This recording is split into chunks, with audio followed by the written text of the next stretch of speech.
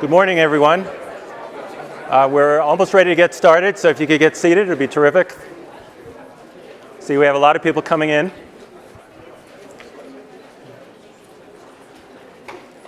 Good morning and welcome to this session on income inequality. My name is Steve Adler. I'm editor-in-chief of Reuters, and I am delighted to welcome Steve Rattner, who will speak on the topic. Steve is a very busy guy. He manages both the personal and philanthropic investments of Mike Bloomberg, which you would think would keep him pretty busy just by itself.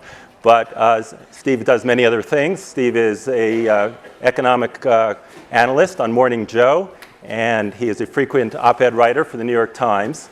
And Steve has thought a great deal about income inequality, makes a very interesting presentation. Now, Steve had the kind of, I guess, made a good economic decision to leave investment banking and journalism to go into investment banking and private equity early in his career. I didn't make that choice, so that may reflect the income inequality between Steve and myself. However, I think we'll take a look at the issue in a much bigger way. So let me turn it over to Steve, who has a bit of a presentation. Then afterwards, he and I will discuss the topic a bit, and then we'll open it up to probably the most productive part, where we'll have a discussion with the audience. Steve. Thanks so much, Steve. Appreciate that introduction. And we may have inequality between us, but as I'm going to show in this presentation, you're still firmly in the 1%, so welcome.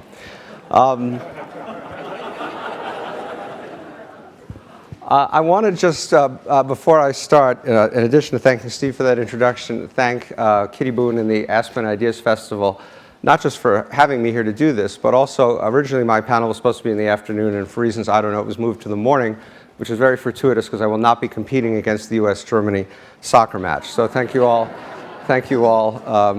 very much for coming. On a more serious note, I was struck yesterday, and maybe some of you were too, by the fact that the first question that Secretary Clinton was asked from Facebook after Walter finished his really wonderful tour of the world with her was about income inequality. And she gave an extraordinarily eloquent and passionate answer. I don't think I can match her for her eloquence, but I do feel quite passionate about this, that this is a defining moral issue of our time. It's one that threatens the fabric of our society. And it's one that as she said, we clearly need to do something about. What I'm going to do is take you through a presentation of some of the facts. I think in the discussion about income inequality, facts sometimes fall by the side. But I want to at least show you the historic evidence, which I think is incontrovertible. I want to talk about some of the ramifications of that, where there is some debate. And then I want to talk about what we really do need to do to address this issue now. Now, Steve was nice to say that I had been thinking about this issue for some time, but I suspect many of you, maybe most of you out there, are wondering what I am doing up here, given the background that he just read. And, I'm not a former Secretary of State. I'm not a former senator, not a former First Lady. I'm not what else am I not? I'm not a renowned economist. I'm not an economist at all. But it is an issue that I have been thinking about for a long time. And, oops, there we go. That I've been thinking about for a long time. Back in 1995, I wrote this piece for the Wall Street Journal, and one historic footnote about it was I was quite shocked that they published it, because you see the headline, it's the Wall Street Journal, and I called up the young editor who was doing it, and I said, well, why did you publish it? And he said, well, I thought it was an important issue that needed to be discussed. That young editor was called David Brooks, and he has gone on to a few other things since then.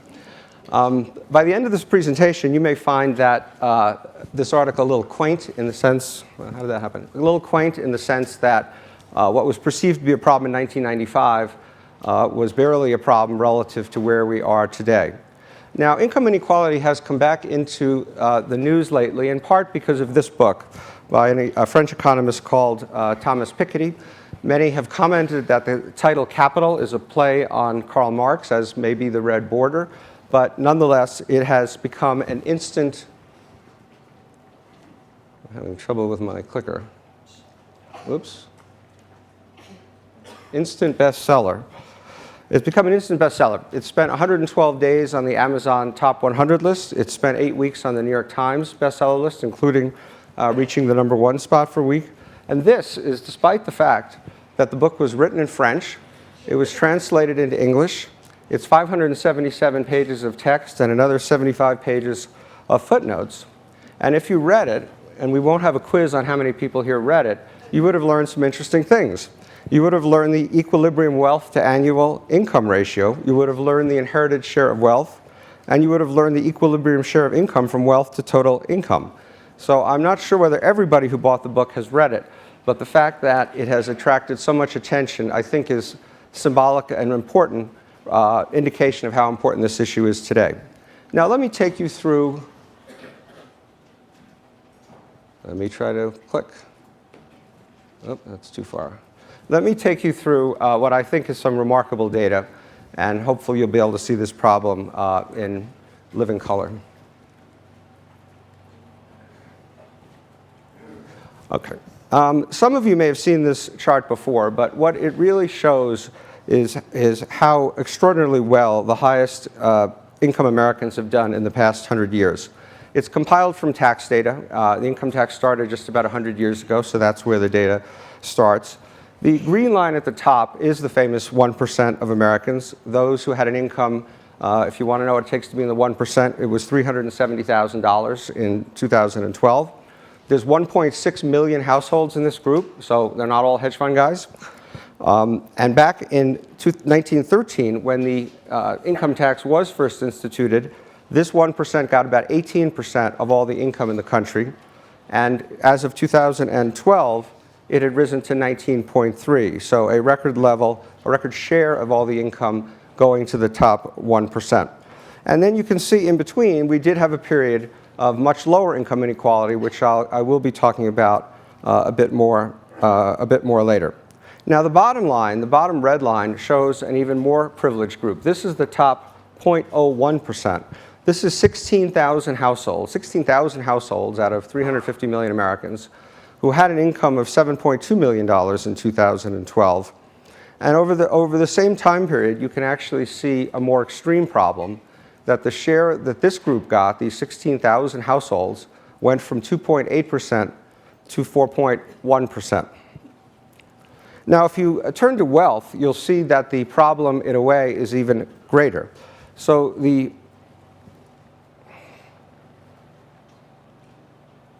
we go.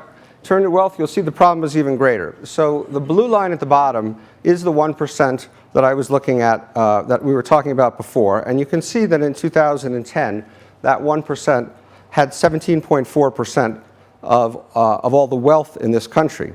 Now, if you're curious to know what it takes to be in the top 1% on wealth, it's $4 million. In 2010, it was $4 million. The red line, the blue line is the income share, I apologize. The income share that we looked at before. The red line is the share of wealth. And you can see that the share of wealth that this group has is almost exactly double the share of income that this group has. And it is that $20 million.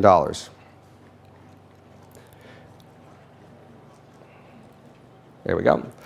Okay, this chart is a little complicated, but it's going to show you how even those at the top of the 1% have done much better than the rest of the 1% when it comes to wealth. So if you start with the bar at the bottom and you turn that bar vertically, that bar decomposes the 1%. So the gray part from 1% to 0.5 is the bottom half of the 1%, if you're with me. The black line, bar, and then becomes a line in the chart, is between 0.5 and 0.1%. The blue gets up toward the top. It's 0.1 to 0.01%. And the red is that 0.01%, that same 16,000 households that we have been talking about. And this is, again, done in terms of wealth. And what you can see is that the people in the light gray area, the bottom half of the 1%, their share of wealth actually hasn't gone up much at all. In fact, it's gone even down slightly. If you look at the next group up, the black line, it went down, it's come back up again, but pretty flat. It's only when you get to the blue, and certainly when you get to the red, that you can see where the increasing share of wealth has gone to. It is this 0.01%. And again, if you're curious to know, it is $100 million of net worth to be in that group. Now, the US has not only become much more unequal, but it isn't, by at least some measures, the most unequal country among major nations. On the left, you can see a number that maybe is familiar by now. We've been talking about it. It's the 17.4% of income that the top 1% have. And I've compared this to a selection of developed and emerging countries, the UK, Germany, France, Sweden, and then two developing countries, China and India. And so you can see that as of the moment, in the US, the top 1% has a higher share of income than the 1% in any of those countries. Now, to be fair, there are other measures of studying income inequality, including something called the Ginny Ratio for any of you geeks that are out there, and gets you slightly different results. Some show China and India a little bit more unequal than the US, but the bottom line is that we have become highly unequal and highly unequal relative to the other major countries around the world.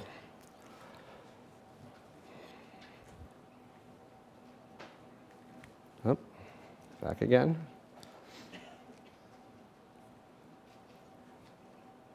All right, sorry about the technology.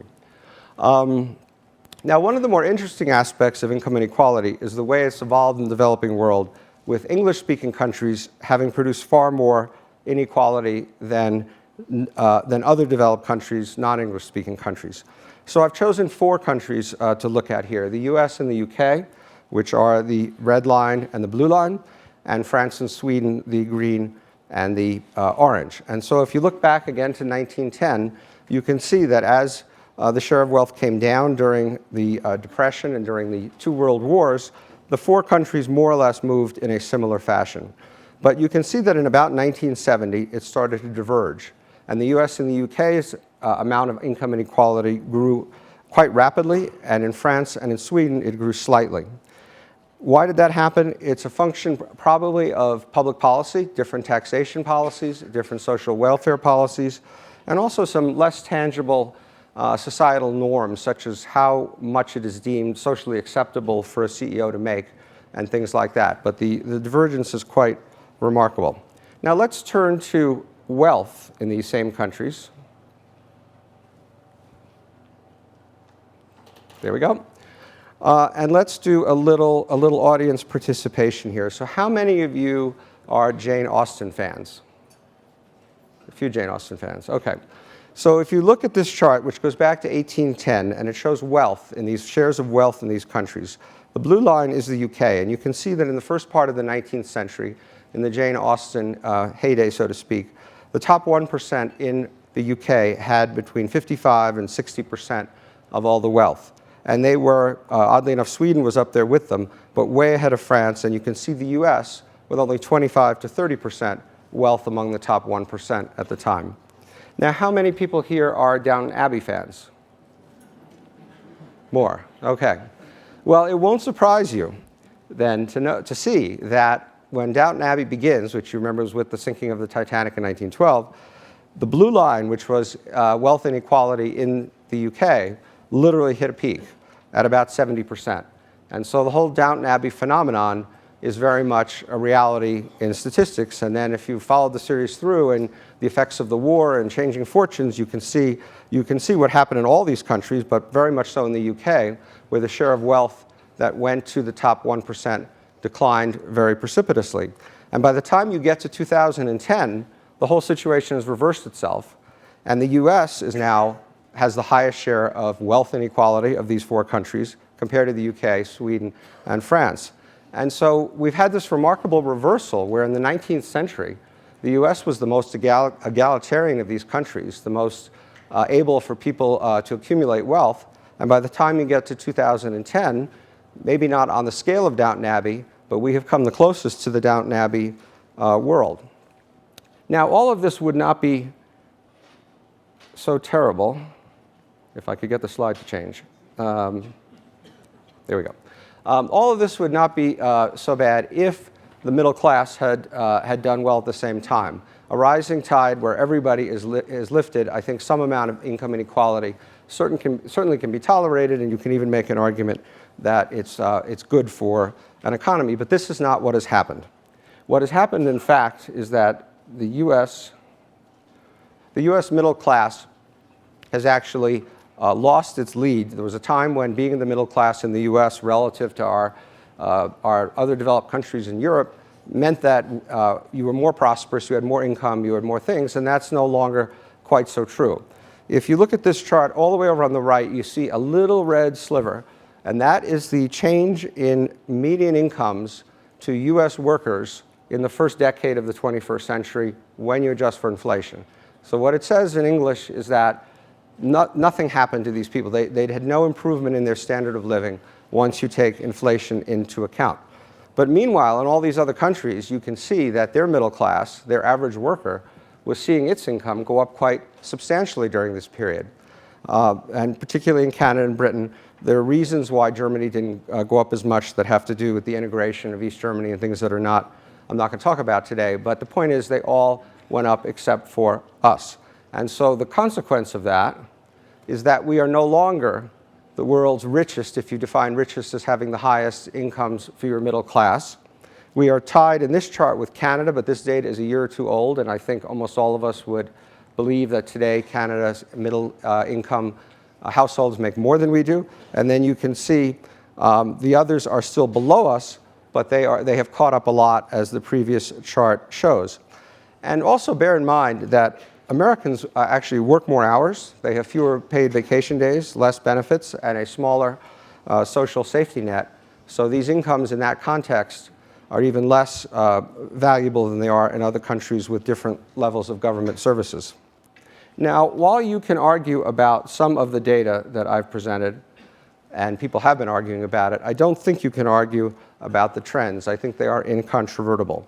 The causes, the consequences, and what we should do about it are more complex. I'm not going to have time to go into all that in complete detail, but let me give you a sense of what I think is going on. So I've boiled this down to basically two primary causes and some other things. One, of course, is technological change and what that does to workers who are not skilled in those areas. Another is globalization. I'm going to talk a little bit more about these as I go through a couple other slides. Another is globalization, the fact that other countries around the world are better and better at competing with us and can offer lower and lower priced labor.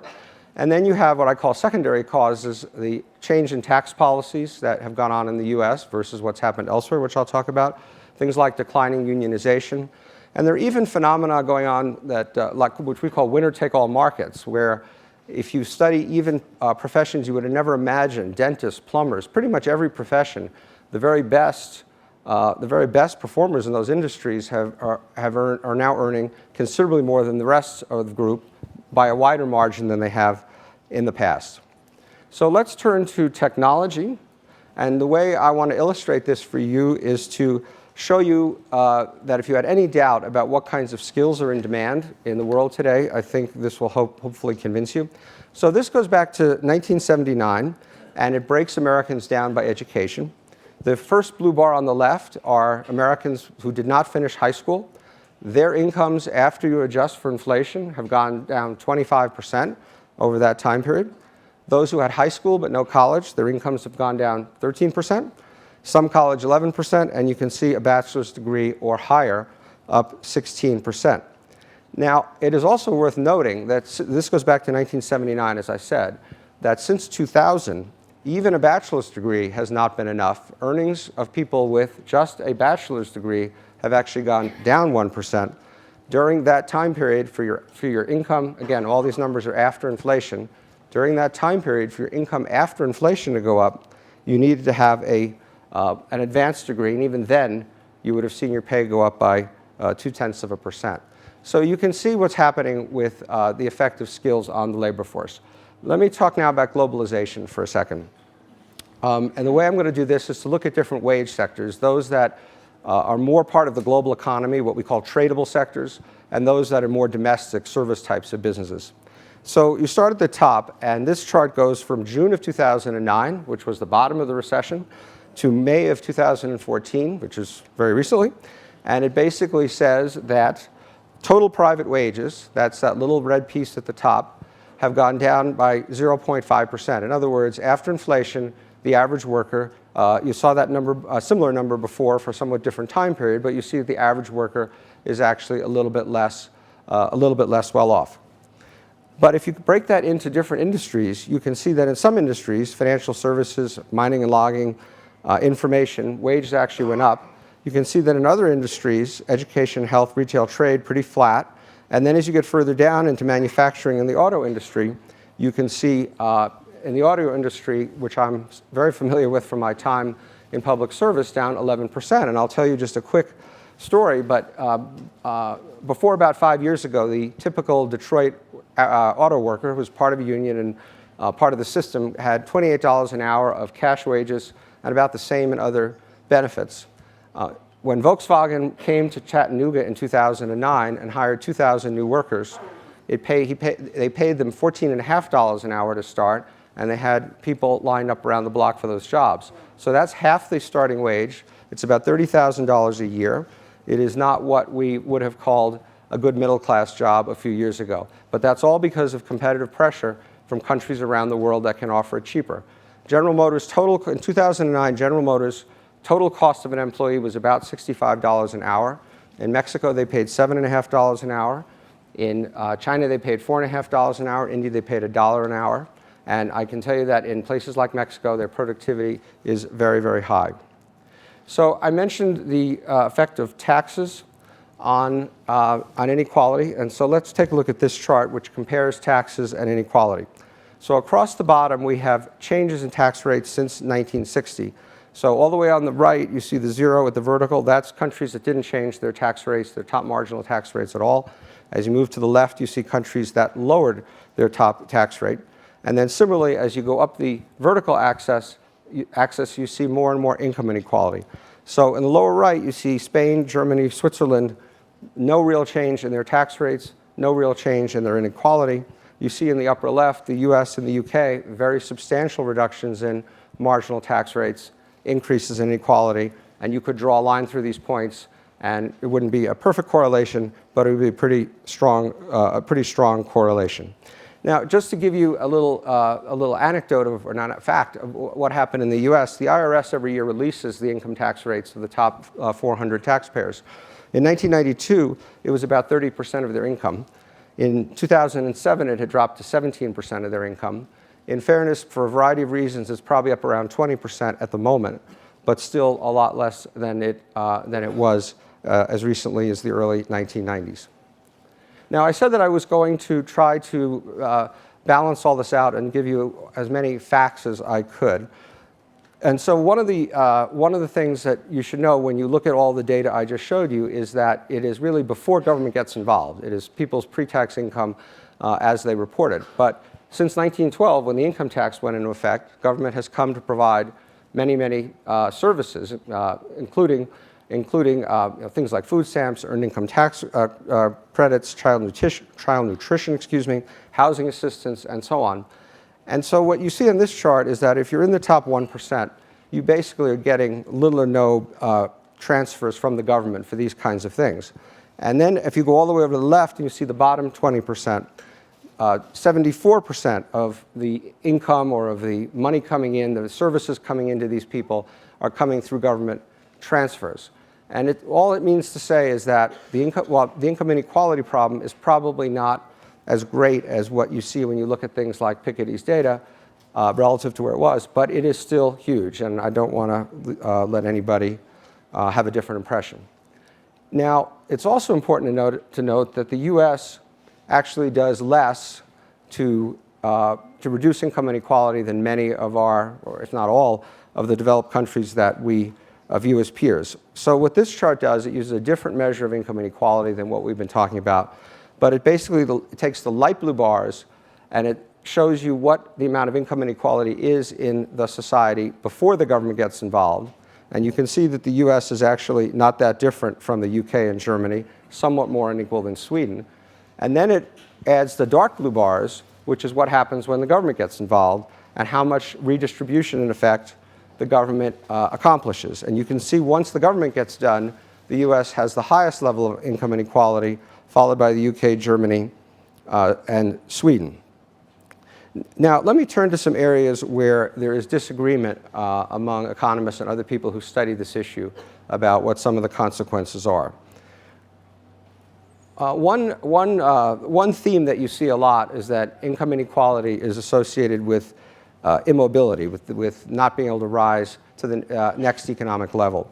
And what this chart does, and it was done by Alan Krueger, a very distinguished economist who's also chairman of President Obama's Council of Economic Advisors, is it basically takes the amount of income inequality. So as you move from left to right at the bottom, you get more and more income inequality. So you have Finland, Norway, Denmark on the left, the US on the right. And then as you go up, you have more immobility, more lack of mobility. So at the top, you have the UK and the US with less mobility, and at the bottom, Finland, Norway, and Denmark with more immobility. And so I think it is a fact that we do have less income mobility than countries in Europe. But what I think is different from perhaps the popular wisdom is that it's not at all clear that income mobility has gotten worse in this country as income inequality has gotten worse.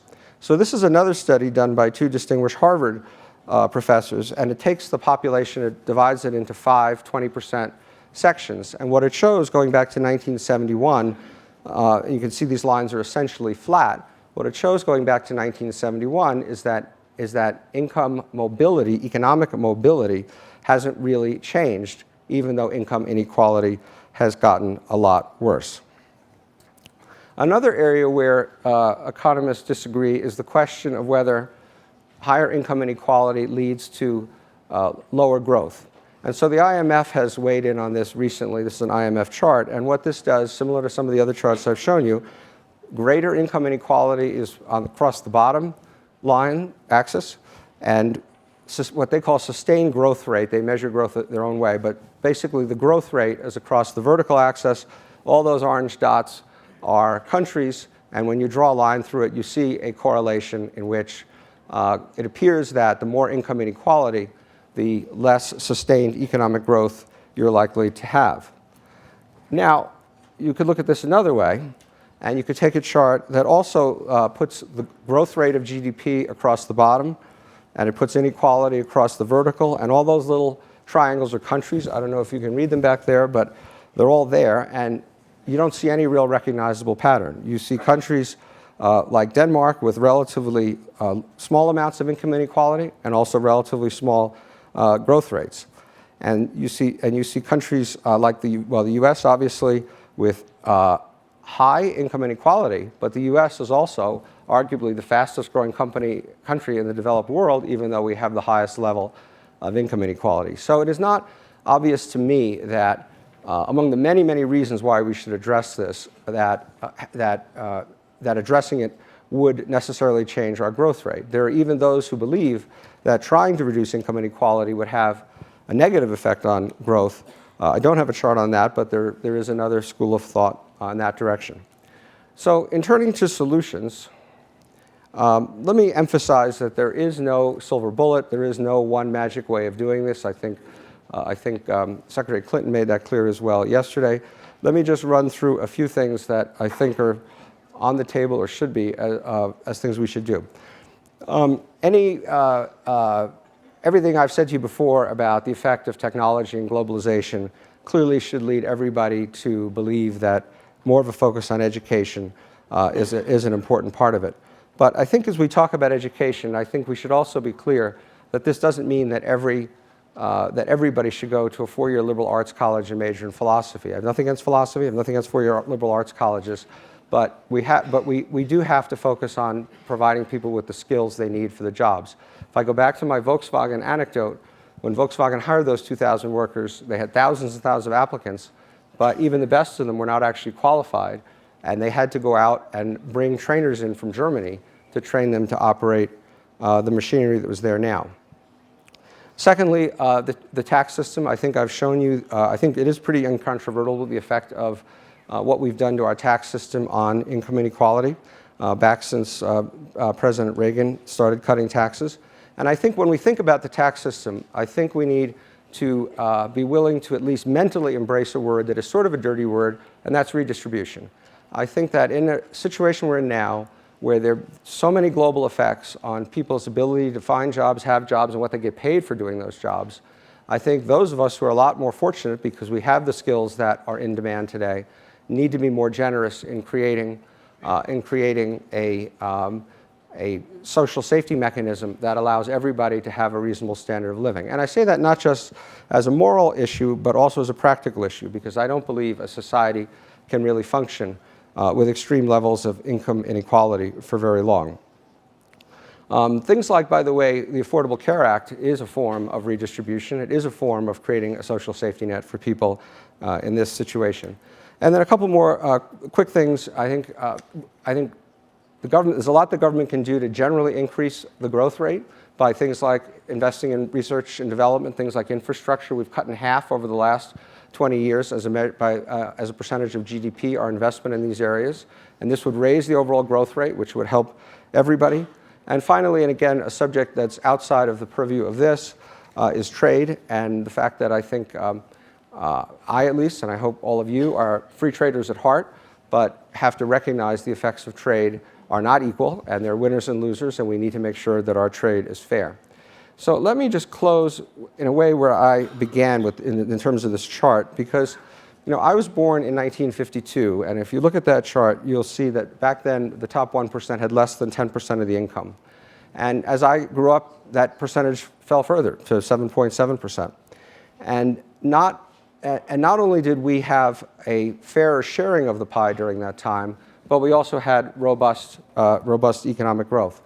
So I believe that we can solve this problem. I believe that we can make this a more equal society and have robust economic growth, but it will take some very forward-leaning policies from government, and that's really where it has to happen. And if we do that, we could get to a better place. The trajectory we're on now is not a good trajectory, and I don't really see any sign of it ebbing left to its own devices. Thank you.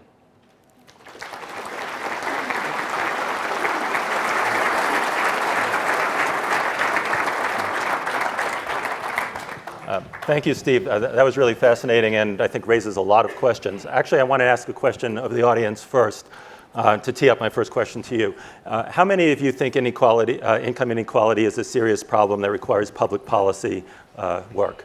Okay. Now, that leads to my question, which is, do you think there's actually a popular consensus in this country that both believes income inequality is a problem and that there should be public policy solutions? And I ask that in part because you see the trend towards libertarianism, the push towards smaller government, and I mean, is there truly a political consensus that this needs to be addressed at all?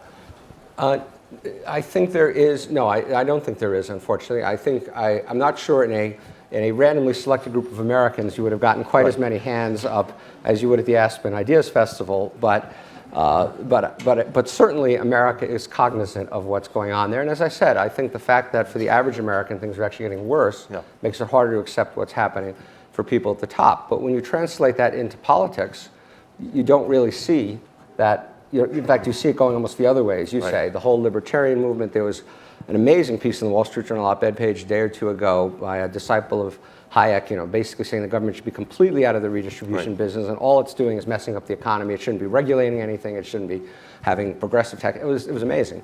And so you don't see that happening. I would say that there are little glimmers. The top tax rate was raised a year or so ago as part of one of the budget deals. The Affordable Care Act, as I said, is a major redistribution program, which includes a 2.8% tax on those of us at the top of on our investment income, which I'm happy to pay. So there are little bits and pieces, but I don't see the popular or political consensus behind it. Yeah.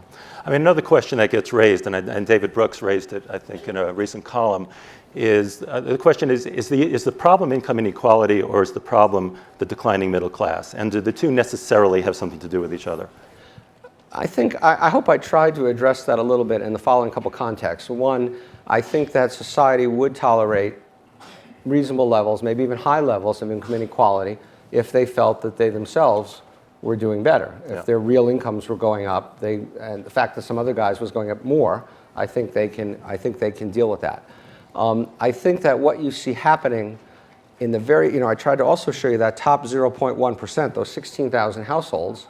I'm nothing against investment people or hedge fund people even, and they're not all hedge fund people, but the fact is there is a slice at the very, very top that is really quite extraordinary in terms of what's happening to their incomes and things like that. And I think that I'm not here to promote socialism. I don't think that we should just confiscate stuff from them, but I think we do have to put in place a set of policies that try to bring it closer together. Yeah, those of you who were here earlier probably saw Larry Lessig talk quite powerfully on the power of money in politics. And interestingly, it wasn't something that you raised, but some people who write about income inequality say one of the key reasons for income inequality is as the rich get richer, and they put in laws that exacerbate the inequality, and that the power of money in politics and the fact that we've allowed money to play such a role is just going to make it worse. I mean, what are your thoughts on that? Well, there's no question that the government, certainly the tax policies of the government, really going back to Reagan and until a few years ago, by and large, and there were a few things that happened differently, but by and large, as I said, the top 400 Americans saw their tax rate go down by 10 percentage points over 20 years. And so there's no question that when we had a 15% capital gains rate until recently. That's extraordinary. Yeah. What is the possible justification for a 15% capital gains rate? And I hate to get personal, but carried interest is also at a much lower rate than many people think it should be. Carried interest is a ridiculous tax benefit, and I say that as a beneficiary of carried interest. I take it, but I'm embarrassed about it. And I try to give it all away.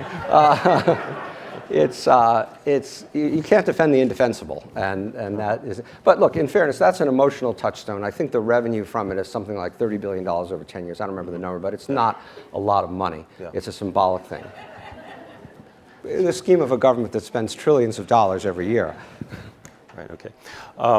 One of the examples you keep hearing is Scandinavia. And by the way, I'm sure you may want to come back to some of these other issues, and you'll have plenty of time. How relevant is Scandinavia to this discussion? Because it always comes up, and everybody always says socialist governments in Scandinavia redistributing wealth, and you have much more equitable societies. Is it really relevant to a much more diverse, pluralistic society that we have in the U.S.? Well, let me speak about it as an investor, because that's probably my most intimate knowledge. Yeah. And I think you have to differentiate between a country like France, I hope there aren't too many French people here, and some of the Scandinavian countries. Because we invest in Scandinavia, we've been very successful investing in Scandinavia. It is a very entrepreneurial society. It encourages private enterprise. It just has a big social safety net and high taxes. France has a whole different program. They believe the government should be intimately involved in the private sector, including owning companies, being on the boards of companies, mandates, the famous 35-hour work week, mandates about companies not being able to fire workers even if their business shrinks and things like that. And so France would not be anywhere near my list. So I think there's a way to do it that is conducive to economic growth, but also provides for the people who are not as well off. Yeah. I don't think you had a slide on CEO income. Joe Stiglitz just did a column, and he's probably right. I've seen the statistic other places that the average CEO now makes 295 times what the average worker does in the U.S. Does CEO income have anything to do with this, or is it just symbolic, or does it suggest a way of looking at the world in the corporate world that lends itself to just increased income inequality? It's mostly symbolic because, as I said, there are 16,000 people in the top 0.01%. There's 1.4 million people in the top 1%.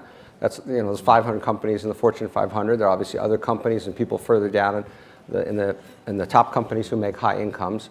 There's no doubt that CEO compensation in this country is out of control in public companies, and we could go through why that's happening, corporate governance problems, all that stuff, but it is. And I think it's an important symbolic problem because I think it, again, sends this message to the average American that it's okay for CEO, including in some companies, as you well know, that are not doing so well, to take 10 or 15 or $20 million a year while the company, may be laying off people or whatever. And so I do think we need some corporate governance reform that would deal with CEO pay. But again, remember, there are, I would be highly confident in saying that the vast majority of the people in the 0.01% are not CEOs of public companies. Yeah. They're people with private businesses, people, investment managers, people like that. Yeah. I'm just going to ask one more question because I really want to allow time for broader conversation. Looking at the potential remedies and recognizing the difficulty of our political system to focus on multiple things at once, what would be the one or two top priorities you'd have to address this issue? Well, certainly the most economically efficient way to address it would be through tax policy. And I think, for example, raising the minimum wage is all well and good. We should definitely raise the minimum wage. We can debate how far, but that's people at the really bottom. Yeah. Most people believe the earned income tax credit is a more efficient way to help people near the bottom. But then you have to get up and you have to help people in the middle class. So tax policy is the easiest, simplest. You could do it in an afternoon if people were of willing mind. Other social programs like education, skills training, things like that are more complicated. You have to work through them. They take more time. But look, right now, the reality of the fact is right now, there's nothing happening in Washington. Absolutely nothing happening in Washington. You can barely get a post office named in Washington right now. And so the idea of going in there, the idea, and the president, I'm not here to make partisan comments, but the president has sent budget after budget up to the Hill with all these kinds of provisions in them to try to address these very issues. And, nada. So if we solve this problem, would you call it a rescue or a bailout? Anyway. I always like rescue. That was a car That was joke. a car joke. Anyway, let's open it up to the floor for conversation. And okay, we got one in the back here. Making it hard on the microphone, people. Okay. Sure. So 2 questions. The first is, we have an overrepresentation of baby boomers in this room. We are on the cusp of an unbelievable wealth transfer. Are there any opportunities that we have to address some of the challenges that you've outlined as a part of the wealth transfer that's coming? And then the second question is, you identified sort of a number of key drivers for the challenges that we have. I wonder, has there been any sort of books written that sort of look at the different policies or the different educational strategies across different countries that have done better than us, so that we can sort of read through it and say, if we addressed, these on policies, these on tax policies, these in education, et cetera? So on the first question on wealth transfers, yes, there's going to be a big wealth transfer. And I think one of the battlegrounds that have occurred in the political process has been over the estate tax, or what some like to call the death tax. We actually had a year in which there was no estate tax, and quite a number of wealthy people died and paid zero. That was Congress at its best, and not even passing anything. And today, the estate tax, I think, is at 40%. Someone can correct me if I'm wrong, which is below where it's been. I think it's been as high as 50 or 55%, with and there's also higher exemptions now. And so I think there's more we could do on the estate tax to allow a transfer of wealth. We want the baby boomers to benefit, but we also could use that money to fund some of the other stuff. In terms of the books you suggest, I'm now going to just show you the limits of my expertise and suggest that you go to Larry Summers' thing in the afternoon and ask him, because he will actually probably know. Okay, let's take one on this side, right over here. As a kid of a USAID career person who grew up in developing countries, I would observe that technology and globalization has been fantastic for the middle class and the poor, just not our middle class and the poor. What strategies should we pursue in order to raise the competitiveness of our middle class and poor in the new global and technologically driven economy? Well, let me say one thing about technology, which is slightly off the topic, but it's something I've also thought a lot about. I just wrote something about it, I think Larry Summers and I have argued about. Look, the technology, what's happened in technology is one of the great important signs of progress or ways that we have progressed as a country in the last 20 or 30 years. You can't, just to be overly simplistic perhaps, you can't have economic growth without growth in productivity, without people becoming more efficient. They can't become more efficient without technology. You can call it automation, you can call it robots, you can call it the assembly line, you can call it whatever you want to call it. But we need that stuff in order to be a more productive country. It then has consequences because it displaces people who used to do something and now can't do that anymore.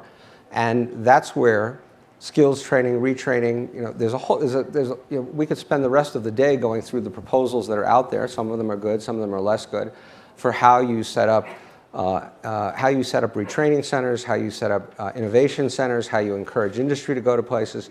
Now, let me just say one word about all that, because I don't want everybody to I'm a business guy, and one of the principles that was laid down for us when we did the auto rescue was that we were not going to go run these companies. We were not going to pick winners. We didn't really want to have we did not want to have an industrial policy.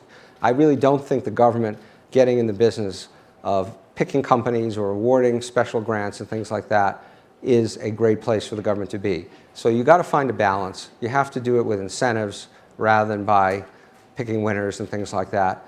But I do believe the government has a big role in helping us adjust our economy. And look, remember one other thing. I don't want everybody to leave here really depressed. It's a beautiful day. There's a lot more things to do, here. We still have a lot going for us, right? We are the world leaders in technology. We are the world leaders in education. We are the world leaders in health. We are the world leaders in financial services. Maybe not everybody loves that, but we are. And we have this energy boom going on. And all those things not only produce jobs for us, not only potentially produce highly skilled and reasonably well-paid jobs, but many of them are export industries, and even ones you don't think about. If some Indian family sends their child to the U.S. to be educated, that's an export earning for the U.S. We're getting rupees, and they're converting the rupees to dollars and giving them to us, and that's all good. So we have a lot of these things going for us. The biggest place where we have an issue, in my mind, is in manufacturing, where I think the situation is pretty tough and where we do have this kind of global competition that I think is going to be very hard for us to surmount, which is why I think we need to be focusing more attention on the potential growth industries, potentially how government can help them, rather than this manufacturing renaissance that I think is pretty illusory. Okay, right up here in the first row. Thanks very much. I'm from Canada, and the political party that I support, which would be, I guess, more akin to the Democrats, one of the things, in spite of the graphs that we're seeing, is there is, in fact, a widening gap in Canada, despite the fact our middle class is doing better. And one of the things that we've passed as a political party, and I'd be keen to know your thoughts on whether or not it would ever fly eventually in the United States, would be this idea of a basic living wage, where you provide a family with $20,000 to $25,000 so that they're able to actually make, or $30,000, depending on what the cost is, so that they're actually able to make a contribution to the economy and not have to worry about working 5-6 jobs or whatever the case may be. And that helps bump them in, and hopefully over time, to the middle class. So two things. I did say, and just in my own defense, I did say that income inequality has gotten worse throughout the English-speaking world. I didn't use Canada as an example, but I'm aware of that. But as I also said, and I think you agree, it is a much less contentious issue because the whole country is doing better and because the middle class is doing better, but it doesn't mean it's not a problem. Look, I think the problem with a basic, look, I'm all for doing a lot of stuff to help people, believe me, I'm there. But you do have to get to the point of incentives at some stage. And while I'm nowhere near where that article in the Wall Street Journal that I referred to, which is like, get rid of all this stuff because nobody's going to go to work if you have unemployment insurance and all that, you do have to find a boundary. And if you simply gave people $25,000 or $30,000 a year and said you don't have to do anything, here's money, I'm not sure that would be great for incentives. I'm not sure that would be great for employment, and therefore I'm not sure at the end of the day it would be great for the economy. I think there are probably better ways that we can try to get those families to the same place. Okay, other questions? Right here in the middle.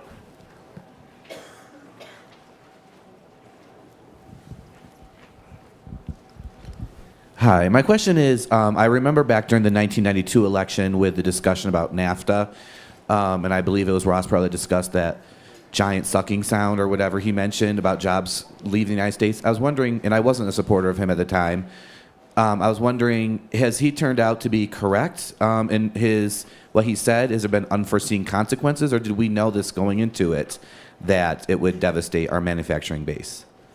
Well, I think that giant sucking sound that he predicted was actually the sucking sound of China sucking jobs from Mexico and the U.S., not the sucking sound of Mexico sucking jobs from the U.S. I wasn't involved in the NAFTA debate, but the debate centered around exactly what you said, that Mexico would be taking jobs from the U.S., and they have, and I'll come back to that in a second. But the bigger threat to both Mexico and the U.S. in manufacturing, what we call the tradable sector, are places like China, not just China. Some of you will say to me, oh, well, wages in China are going up. Yeah, they're going up. They're still a lot lower than they are here. But then you get to Vietnam and Indonesia and the Philippines and all these other places around the world where wages, in India, where wages are still much, much lower and productivity is rising. They are assembling citation jets in China now. That is a complex manufacturing process that we, for a time, did not think could really happen outside the U.S. or Europe. They are assembling Lear jets in Mexico right now.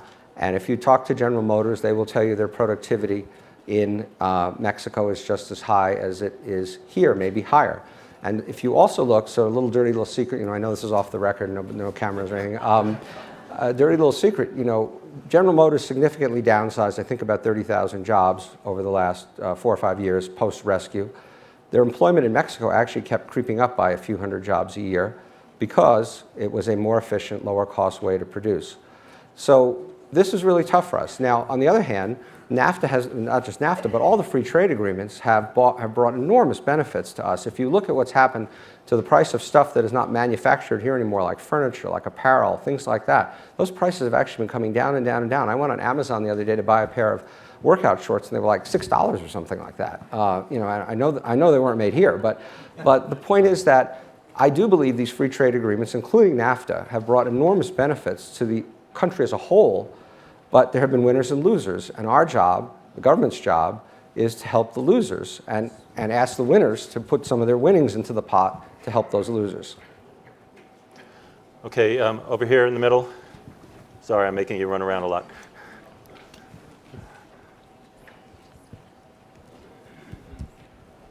One of the most striking statistics you showed was how the US and UK departed from the rest of the developed world around 1980. So a natural question is what's different? Because globalization, these other trends, technology, also affected Germany, France, Denmark. So in looking at what's different about the US and UK, you mentioned taxes, but another factor has been corporate governance, and you touched on that very briefly. There have been studies looking at who is inside that top 0.1%, and it is primarily people getting income from capital, stock options, senior executives, financial services people, and so on. So isn't corporate governance and the way we compensate people a key part of this? Sure. So let's just go back, though, to the beginning of what you said, because I think if you remember the chart I showed on taxes, the difference in what we've done to our tax rates here and what the UK did versus what France and Sweden and all those other countries have done is mammoth. And remember, it compounds. If I pay 20% less tax 1 year than I otherwise would have, I have 20% more money. I invest that. The next year I have income on that 20%. I have another 20% I've just gotten. I invest that. And pretty soon you get huge amounts of wealth compounding and income off that wealth, which just exacerbates the whole problem. So if you ask me what is the biggest problem, I would say it is tax policy. The problem of incomes is more complicated because you have the public companies we talked about where I think there's a corporate governance problem. But then you have the question of, let's leave the hedge fund guys out of it for a minute, but then you have the question of some guy who starts a company and he makes, I don't know what he makes water bottles. And he's built this business by himself. Actually, we have someone right here in Aspen, right? The Resnicks of Fiji Water. They started Fiji Water. It's a huge success. They've made a huge amount of money off of it. What part of government was supposed to tell them they shouldn't do that and they shouldn't become as wealthy as they can? And so I think the fact that we do reward that success is a good thing. There are definitely societal norms in some of these other countries that it's just unseemly. And I'm trying to think of the company where it was in Switzerland. Switzerland. Was it Novartis? I think it was Novartis. The CEO retired. He was entitled to a huge retirement package, golden parachute, whatever you want to call it. There was a huge outcry. He ended up giving most or all of it back. I'm not sure you'd see that happen in America. And so we have some of those societal norms. But again, you have to be careful. You want people, look, honestly, I hope I've established my credentials and my passion for this subject, but you want people to feel that they can get rich. I mean, that is part of economic growth. That's part of a country becoming prosperous. That's part of what built this country, was the fact that people came here thinking they could become wealthy. So you've got to find a balance in here. We've gone way too far one way. France has gone too far the other way. Okay, I'm afraid we have time for one more question, all the way in the back by the camera. Oh, there you are. Can you comment, please, on the role of unions? Can they help? Do they hurt? And just in general, unions in America? So that's a great question, and I touched on it in literally a second. Let me talk about unions. So first of all, I was a member of a union for 9.5 years when I was a journalist, the Newspaper Guild. Look, I think unions can and should play an important part in helping workers. It's part of the negotiating process. It's their leverage. It's terms of trade. I think unions have a complete right to exist. We can get into things like the Supreme Court decision yesterday, which I'm not qualified to talk about. But look, unions should exist. There's two problems with unions. One, when we got to General Motors, they had 300 job classifications. If you were in charge of water bottles, you couldn't touch microphones. If you were in charge of microphones, you couldn't fold up the seats after a presentation. And so there was an enormous loss of productivity, enormous amount of inefficiency, and that is bad. I don't think there's any justifiable defense for that in an economy.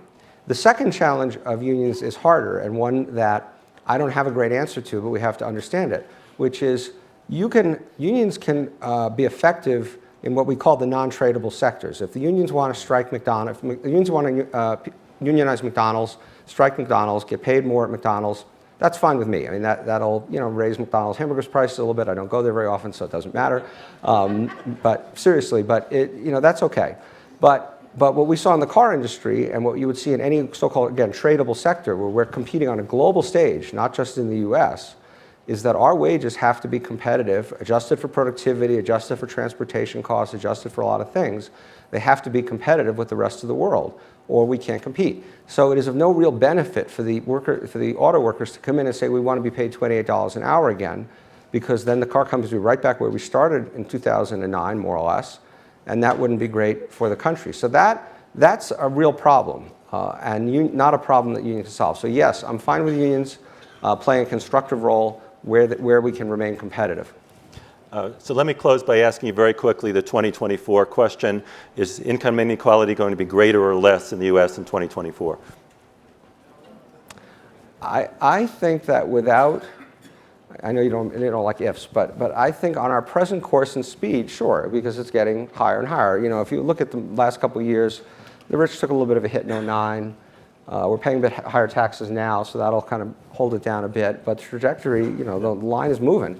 So the only way it doesn't move is if we have a sea change in Washington and a dramatic change in policies. Okay, so on that optimistic note, we'll close. Thanks to Steve Rattner for a very provocative conversation.